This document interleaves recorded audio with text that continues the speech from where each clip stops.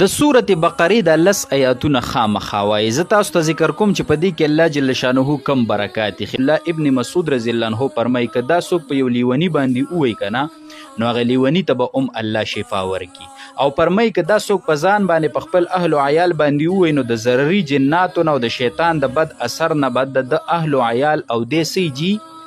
دا به محفوظ. نبی کریم صلی الله علیه وسلم په مانځه کې په سجدو کې او د سجدو په مینځ کې 15 سیزونه د الله نه غوښته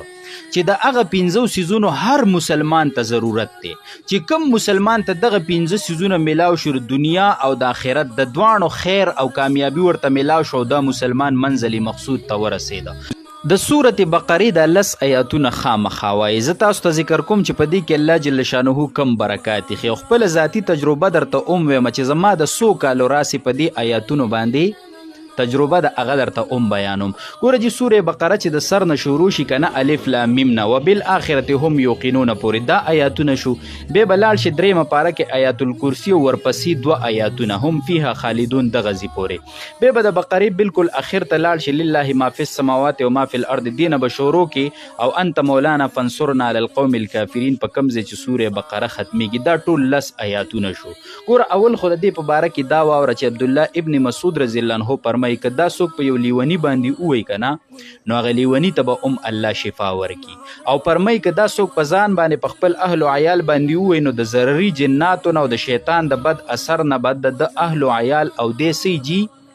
دا به محفوظي او دغه شان څه ناخوشګوار واقعه به ورته نه پیښیږي. اوس درته زه خپله خبره کوم زما د کلونو راسي زه تاسو ته نشم ویلی چې 10 کاله وشو که 15 وشو که 20 کاله وشو. زما د کلونو راسي الحمدلله په دې باندې زبردسته تجربه ده چې کوم قسمه مریض مې په دم کړی دی نو الله جل شانه اکثریت ته شفا څه ده دا ورکړی ده. زه یو مریض له چا بوتلم زه عامل نیمه ښه زه عملیاتو والا نیمه او نه د جناتو کار کوم خو یقین پسې درته خبره کوم او بعضې کس داسې وي چې د هغه نه ډېر مجبوره شو یا رشتهدار وي یا په کلي ګاونډ کې وي. زه یو مریض له چا بوتلم چې په هغه د جناتو داسې اثر و چې بالکل یې نیولی و او 40 غنټې چې زه لاړم مشره زنانه وه نو زه د هغې سر ته کېناستم او یقینا چې په هغې به چپه راله که نه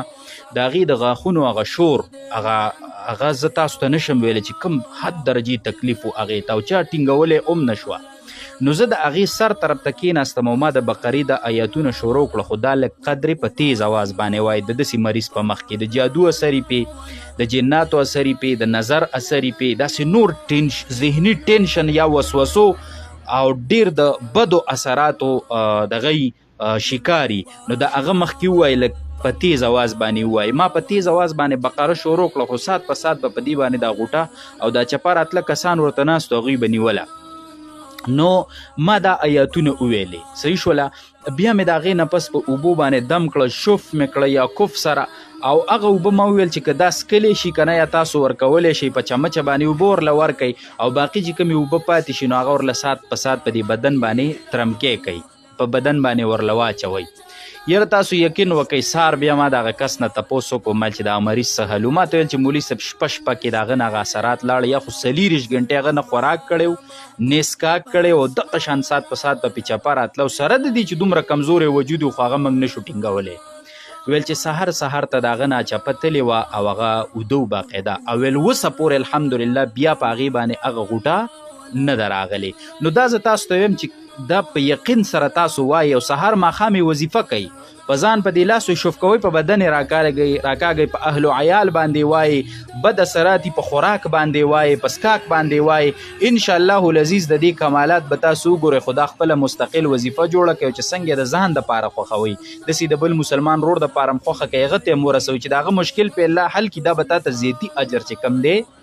د دې میلاویږي. وصلی الله علی النبی الأکرم. نبی کریم صلی الله علیه وسلم په مانځه کې په سجدو کې او د سجدو په مینځ کې 15 سیزونه د الله نه غوښته چې د هغه 15 سیزونو هر مسلمان ته ضرورت دی چې کم مسلمان ته دغه 15 سیزونه میلاو شو دنیا او د آخرت د دوانو خیر او کامیابی ورته میلاو شو دا مسلمان منزل مقصود ته ورسېده او چې کم مسلمان د دغه 15 سیزونو نه محروم شو نو په دنیا کې به د خسران او د خفګان او د تکالیف او د مشکلاتو سره مخامخي او په آخرت کې به د خسران او د تاوان سره مخامخي. اوس به نبی علیہ السلام مبارک په مانځه کې په سجدو کې او د سجدو په منځ کې دا په څه طریقه باندې غوښته او څه به ویل نو ډیر مختصر کلمات او ډیر آسان کلمات تیزی درته ذکر کوم او معنی درته ذکر کوم خو شومتیا به پکې نه کوي. حدیث مبارک کې راځي چې کامل مؤمن هغه دی چې د سزان لخوخی هغه بل مسلمان رور له خوخ کی دا زه د ځان د پاره خوخم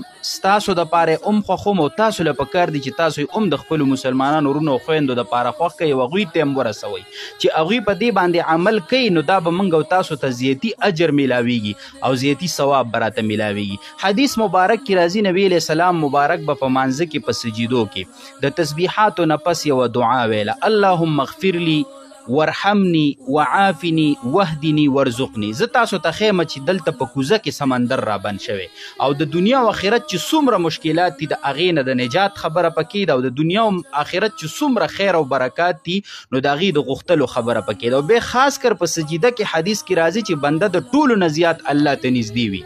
ته الله ته ډیر قریب ترین په دغه ټیم کې خپل چهره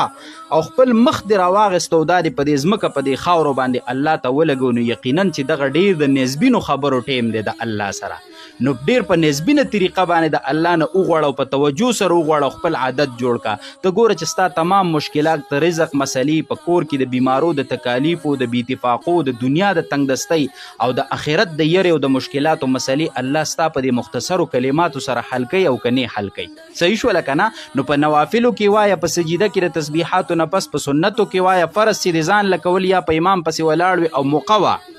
د تسبیحاتو نه پس دا دعا یو کرته دو کرته درې کرته دا دعا ته ویلی شي اللهم اغفر لي الله ما ته بخنه وکړه. ګوره غټه مسله د مغفرت ته صحیح شو لکنه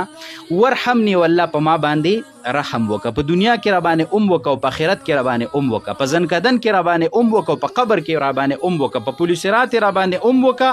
او د حساب کتاب په ټیم کې را باندې رحم وکړه. صحیح شو لکنه نو په ما باندې رحم وکړه وعافني او ما ته د عافیت زندگی نصیب کړه د شکوک و شبهاتو نه پاکه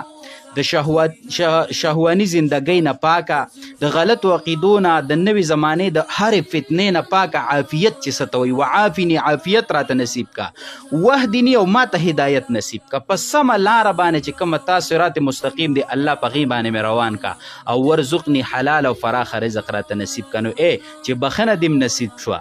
او رحم د باندې الله پاکو کو او عافیت زندگی دی نصیب شو د هر شر نه درته الله نجات درکو. صحیح شو لکنه او هدایت دی نصیب شو فراخ او حلال رزق درله درکو مسلمان نور ته د خدای نه سغواړي دا خو کامیابی او کامیابی شو نو دا دعاګانې دا دعا د سم کوا او دا په سجدو کې په توجه سره واړه ته ګوره چې الله ستا مشکلات حل کوي او کنه حل کوي په خپل په عمل کې راوله او نور امت تم ورسوه د اجر خبره بي وصلی الله علی النبی.